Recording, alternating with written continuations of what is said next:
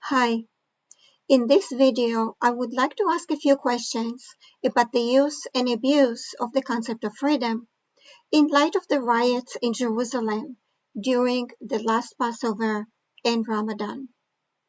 Jews around the world recently celebrated the Jewish holiday of Passover or Pesach. Pesach celebrates the biblical Israelites becoming free from slavery and forming a nation in its own right. Whether they were slaves in Egypt, according to the biblical story, or in Canaan under Egyptian control, according to archaeology, the celebration of freedom remains the same. Pesach starts with the ritual of asking questions relating to the meaning and implications of freedom and proceeds with attempted answers. The ritual always begins with the question, how is this night different from all other nights? This year, maybe another good question to ask was, how is this year different from all other years? Because this year, the Muslim holiday of Ramadan was also celebrated at the same time as Pesach.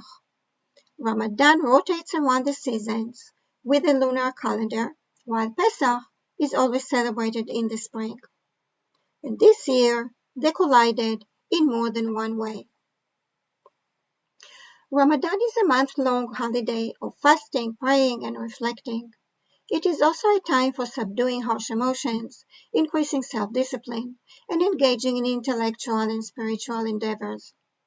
But in Jerusalem, it became a holiday of bursts of hatred towards Jews and Israel that overpowered the soulful, reflective holiday.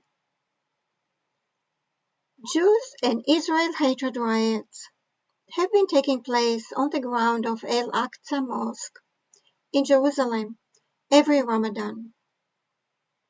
But this year, it was especially noticeable because the Hamas terrorist organization from Gaza was the one to choreograph it as part of its attempt to gain control over Judea and Samaria as they did in Gaza.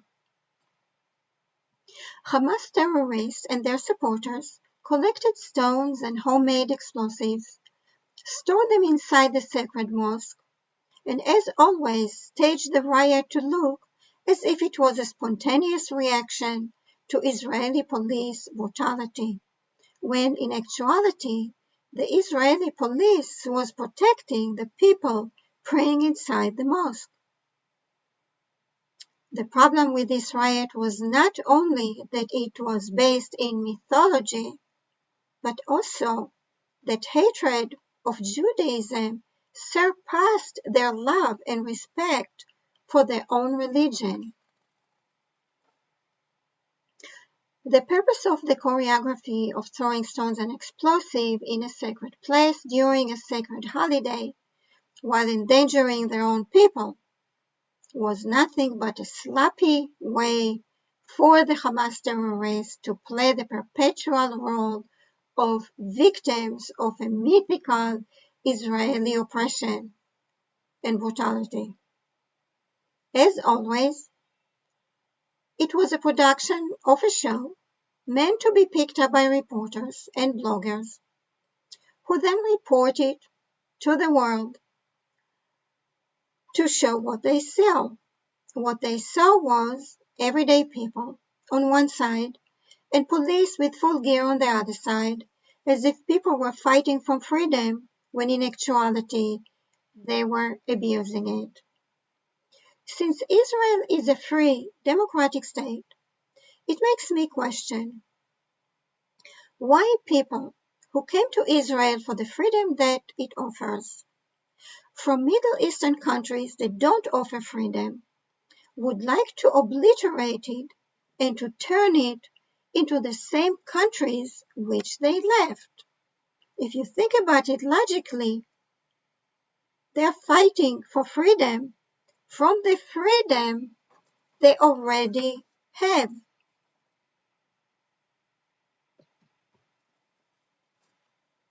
For a long time, Muslim extremists produced riots and clashes, where the extremists played the parts of both sides.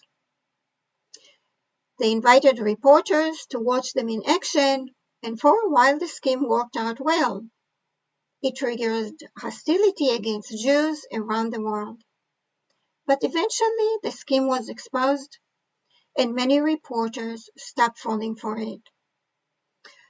Based on the rise and fall of this production, a good question to ask is, how long will the Ramadan show continue before it is also exposed and reporters stop falling for it? The future is of course yet to be seen, but already can be seen is that next to people who use freedom for the best that it has to offer, there are here people who abuse freedom for the worst that it has to offer. One way or another, Pesach appears to be a good time to reflect upon the meaning and implications of the concept of freedom. Bye.